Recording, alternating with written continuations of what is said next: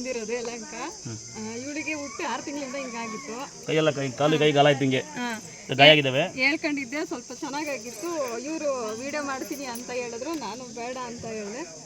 ಆಮೇಲೆ ಊರಿಗೆ ಹೋಗಿ 1 ವೀಕಲ್ಲಿ ಅವಳಿಗೆ ಗಂಟ್ಲು ನೋವಾಯಿತು, ನನಗೆ ಗಂಟ್ಲು ನೋವಾಗಿ ಒಂದು ಮೊಸರನ್ನ ಊಟ ಮಾಡೋಕ್ಕಾಗ್ತಿರಲಿಲ್ಲ, ಎಳ್ನೀರು ಕುಡಿಯೋಕೆ ಹೋಗ್ತೀವಿ, ಅಷ್ಟು ಖಾರ ಖಾರ ಖಾರ.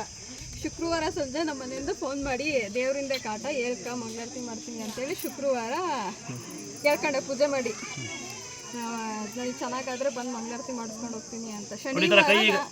ಕೈಯೆಲ್ಲ ಗಾಯಿತು ಮುಂಚೆ ಹುಷಾರಾಗಿತ್ತಂತೆ, ಕೆಂಪಗಾಗಿ ಚೆನ್ನಾಗಿ ನೋಡಿ ಬೇಡ್ಕೊಂಡು ಹುಷಾರಾಯ್ತಂತೆ, ಜ್ವರ ಹೇಳಲ್ಲ ನಾನು ಹೇಳ್ಬಿಡ್ತೀನಿ, ಬೇಡ್ಕೊಂಡು ಹುಷಾರಾಯ್ತಂತೆ. ಆಮೇಲೆ ನೆಗ್ಲೆಕ್ಟ್ ಮಾಡಿದ್ ಮತ್ತೆ ಹಂಗೆ ಆಯ್ತಂತೆ. ಆ ತಂಗಿ ಇನ್ನೊಂದು ಹೇಳ್ತಾರೆ, ನೀನು ಬೇಡ ಬಂದೆ, ಅವ್ರು ವಿಡಿಯೋ ಮಾಡ್ತೀನಿ ಅಂದ್ರು ನಾನು ಬೇಡ ಅಂದೆ. ಜನ ಆಡ್ಕೊಂತಾರೆ ಅಂತ ನಾನು ಸ್ವಲ್ಪ ತಪ್ಪಾತಂದೆ. ಆಮೇಲೆ ನೋವಾಯ್ತು, ಹೋಗಿ 2 ಆಸ್ಪತ್ರೆ ತೋರಿಸ್ಕೊಂಡ್ರು ಸ್ವಲ್ಪನೂ ಕಮ್ಮಿ ಆಗಲಿಲ್ಲ. ಮತ್ತೆ ಗುರುವಾರ ಇವ್ರಿಗೆಲ್ಲ ಫೋನ್ ಮಾಡಿ ಹೇಳಿದ್ರು ದೇವ್ರದ ಕಾಟ ಇರಬೇಕು, ಶುಕ್ರವಾರ ಪೂಜೆ ಮಾಡಿ ಅಂತ ಅಂದ್ರು. ನನಗೆ 3 ಜನ ಕಾಣಿಸ್ಕೊಂಡ್ರಣ. ಆಮೇಲೆ ಅನ್ನೋ ನಿಂದು ಅದೇ ಕಣ ನೀನು ಬೇಡ ಅಂತ ಹೇಳಿದ್ದಕ್ಕೆ ಹಂಗಾಗಿರೋದು. ನೀನು 3 ಜನನೇ ಸೀರೆ ಉಟ್ಕೊಂಡಿದ್ದಾರ, ಕೈ ಹಿಡ್ಕೊಂಡು ಹಿಂಗೆ ಬರ್ತಿದ್ರು ನಮ್ಮ ತೋಟದ ಕಡೆಗೆ. ನನಗೆ ಕನಸು ಕಂಡ್ಬಿಟ್ಟು ನೋಡ್ತೀನಿ, ನಾನು ತೋಟದಾಗೆ ಮಾಡ್ಕೊಂಡಿದ್ದೀನಿ.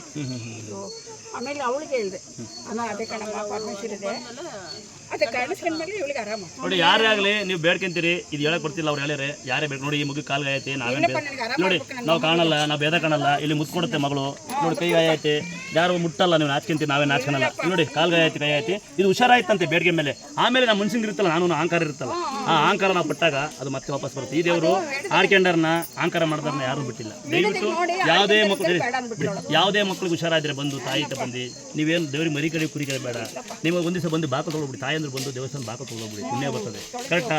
ಯಾವ್ದಾದ್ರು ಮರಿ ಕಡೆ ಕುರಿ ಕಡೆ ನೋಡಿ ಮಗು ನೋಡಿ ಒಟ್ಟಿರುತ್ತೆ, ಮುತ್ತೆ ಕೊಟ್ಬಿಡ್ತು ನನಗೆ.